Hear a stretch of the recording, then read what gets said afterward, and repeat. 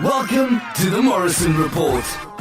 Hosted by Deval Morrison, sales representative for Bosley Real Estate Limited Brokerage. Ms. Morrison has co-authored the best-selling book, Success Today, with Brian Tracy, and has been interviewed on NBC, ABC, and CBS affiliates by Bob Guinea from The Bachelor.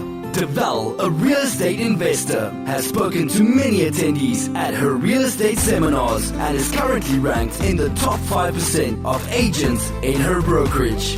Join me in welcoming your host, Deval Morrison. On today's episode, we have Carolyn Ireland. She's a real estate reporter for the Globe and Mail. Carolyn doesn't realize this, but I look forward to reading her column every Friday in the Globe's real estate section, so I can see what stories and real estate transactions she's highlighted. Carolyn, welcome to the podcast. Thanks, Isabel. It's really nice to be here, and thanks for the kind introduction. No problem. How long have you been with the Globe and Mail for? I've been at the Globe for 25 years, and I started in Report on Business and worked there for many years, and I was an investing reporter, and then started covering real estate, which was part of ROB at the time. And then the whole real estate section went under the Life umbrella, and now we're part of Life and Arts. Cool. That's great. Can you tell us a little bit about the columns that you write? Yeah, so I write a column every week that highlights what's happening in the market. It's called The Next Move because it can be the buyer's next move or the seller's next move and a real estate agent's next move. It may be a new trend that a real estate agent is using to help to market properties or a new technique or strategy that they're using. And really it's to highlight and give context to all of the transactions that we hear so much about. And we have done deals in our section that tell how much a house sold for and why it sold. And this gives a whole market context to that so that people can know what's happening in the economy, what people are thinking is going to happen with interest rates. I also put in a lot of opinion from economists and people at the big banks, the pundits. I talk to a university professor at Queen's on a regular basis so that people can understand what's happening in the market. Awesome. And how's the feedback on your column? Well, mostly it's really good. And I think that real estate agents appreciate that I'm trying to portray it in a balanced way and tell people what's really happening out there in the market without either a lot of hype or talking it down. I try to put both the bulls and the bears in there so that people can make their own decisions and see that there are various opinions about the market and where it's heading and strategies for buying. Most people seem to really appreciate that. Yeah, I was about to say I do really appreciate it. It's probably why I look forward to reading your column, because I know that there's sort of other columnists where I know it's going to be all doom and gloom all the time. Oh. I find it encouraging because it does seem to be sort of out there in the media that there is a lot of doom and gloom with respect to the real estate market. And, you know, when you're in it, working in it day to day, you sort of see a different perspective. And so I really appreciate that your column shows that different perspective from the perspective of people who are in the market working right now. Well, thanks. And I think that the doom and gloom comes from reporters feeling like they want people to know all of the variety of opinions that are out there. So I'm sure to agents it must seem like the naysayers or the bears get a lot of ink. But in reality, I think reporters try to present a balanced view of the market. Right.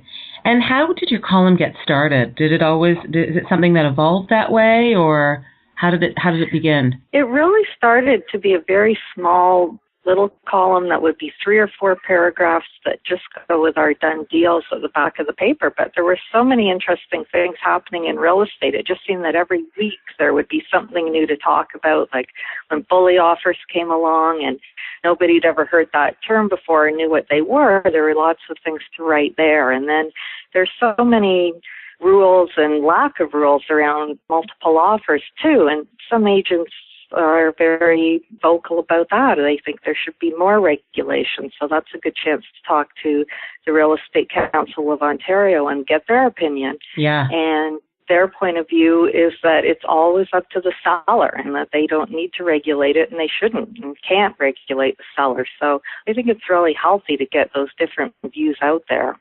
Yeah, it definitely is. It definitely makes a difference for sure. And, when we look to see what's going out in BC right now, I'm sure that some of the changes that we're seeing out in BC will eventually sort of make their way to Ontario as well, I would think. That's going to be fascinating to watch and see the impact it has on the market. Mm-hmm. Absolutely.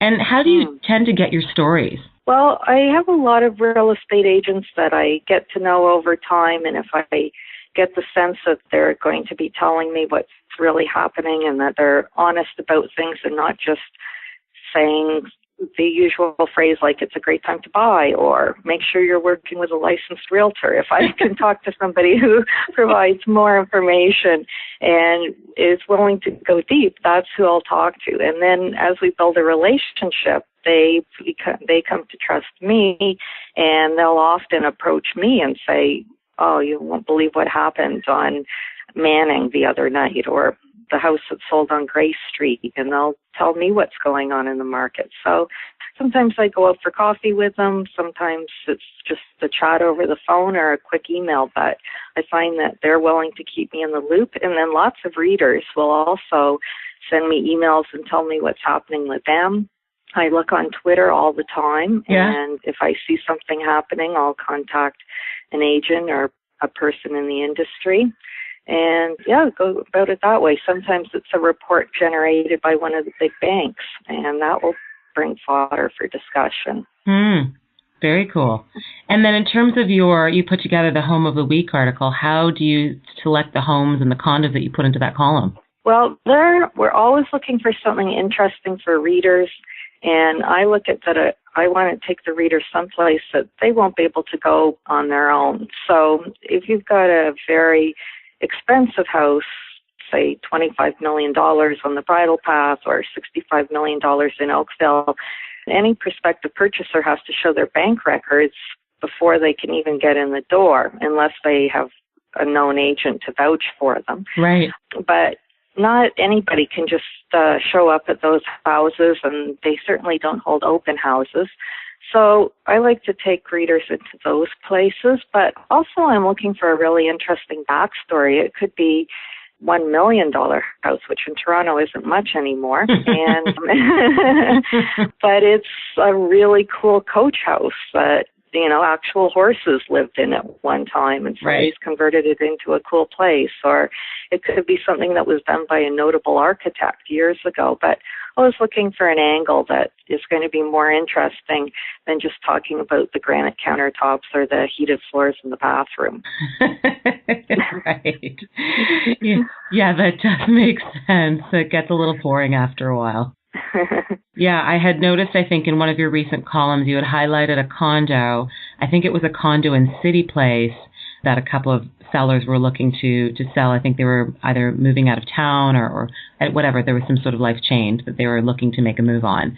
And it was a beautiful condo. It looked gorgeous. So I could certainly see why you pick certain places. Well, that one I found interesting because I liked their story. They were a couple from Vancouver, and they bought off of plans while they were still living in Vancouver. And then they came, and it was this beautiful space. And it was interesting, I thought, and different from other condos. And then it really was like a house in the sky with a long hallway.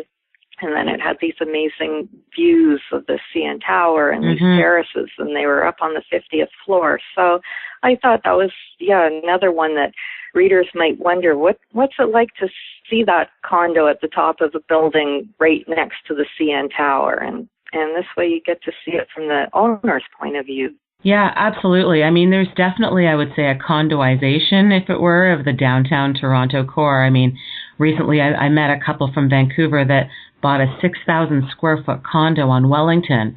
And I thought to myself, was 6,000 square feet right on King West. I thought that was really interesting. And of course, it was a couple from Vancouver that I guess decided to do that, because I think a lot of people from Toronto, I'm not sure that they would move downtown to, I'm going to call it Party Zone, for a condo that's that large. That's right. Yeah, that does sound like an interesting one. Yeah, so I find it interesting that there's all these different people moving to the city that view condos in such a different way. I was working on an open house last weekend and had a gentleman come by. He already had one condo in the building, and he was thinking of buying a second condo in the building so that him and his wife could have a quiet place to be, so their child could be on a different floor with their caregiver, their nanny or their grandmother. And then he was thinking of purchasing a third condo in the building so he could have an office space. And I thought, that's a really different way of thinking of a living space, you know? Yeah, absolutely. For sure. So how much notice do you require for people to get their places in the globe? Well, if it's for a home of the week, often I have quite a few in the pipeline, and sometimes it's weeks before we can get one in. And if it's a more expensive house, often they take a bit of time to sell, so that works out fine. That's another reason why I tend not to do the ones that are more of a midpoint or even a lower price, because they sell so quickly that there's no opportunity to get them in the paper. And sometimes it happens anyway that our home of the week sells before we can even get it in. But we just run the story anyway and just put in a note saying that it's sold or keep that story up to date. But that happened with a condo I did recently that was down in the King West area, and it sold within a day or two of going on the market. But yeah, very often it takes quite a while before we can get it into the paper. And sometimes we'll have one all lined up and we think it's going in the paper, and then something will happen, like when Jack Diamond, the renowned architect, listed his house for sale. We wanted to get that in right away before one of our competitors could get it. And so the one we were planning got pushed back a week, and we got in Jack Diamond's house immediately. Oh, that's awesome. That's great. And have you noticed any trends in terms of the coverage that you're doing with real estate over the last few years or the last few months even? Well, I notice that every year we think it can't get busier, that the houses can't attract any more multiple offers, or the market can't be more hectic, and every year it does seem to get busier. So that's the overarching trend for years now, is that and it seems to be much more 12 months of the year instead of having a spring and a fall market. Yes. So, yeah, the passion for real estate over the years has really been amazing to see. Yes, definitely. I've certainly noticed that for sure. Have you noticed any trends in terms of the reporting of real estate over the last few years or few months?